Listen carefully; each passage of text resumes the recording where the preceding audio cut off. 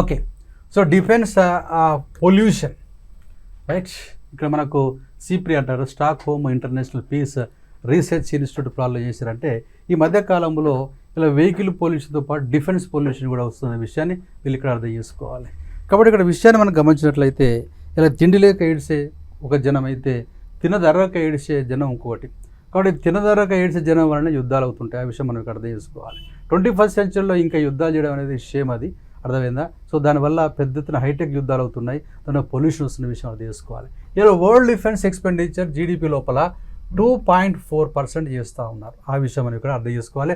ఇలా $1 ట్రిలియన్ 2.718, అదే రకంగా crore డాలర్స్లో మనకు 2.72 lakh crore చెప్పవచ్చు. ఒకవేళ ఈ జీడిపిని అంతా మనం కనుక అభివృద్ధి కోసం కేటాయిస్తే ప్రజలు చాలా అద్భుతంగా ఉంటున్న విషయం ఇక్కడ చేసుకోవాలి. ఇలా ఇండియాలో కూడా 1.9% జీడిపి దేనిపైన కట్ చేస్తున్నాం, డిఫెన్స్ పైన కట్ చేస్తున్న విషయం ఇక్కడ చేసుకోవాలి. ఇలా జియో పొలిటికల్ టెన్షన్స్ వల్ల జరుగుతున్న విషయం అర్థం చేసుకోవాలి. ఇలా యుఎస్ వాళ్ళు, తర్వాత చైనా వాడు, రష్యా వాళ్ళు ముగ్గురు కలిపి 60% చేస్తున్నారు. ప్రపంచ డిఫెన్స్ ఎక్స్పెండిచర్లో 60% చేస్తున్నారు.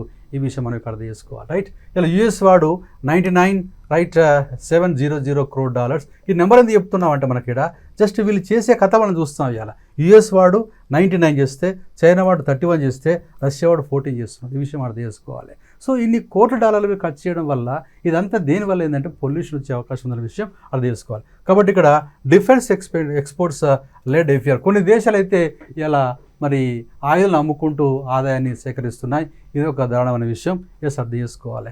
ఇండియా స్పెండింగ్ అరౌండ్ 6,81,000 crores, దాదాపు $77 బిలియన్ మనం ఖర్చు చేస్తున్నాం. కాబట్టి ఈ యుద్ధాల వల్ల ఏమవుతుందంటే పొల్యూషన్ పెరిగే అవకాశం ఉందనేది ఇలా రిపోర్ట్ ఇవ్వడం జరిగింది.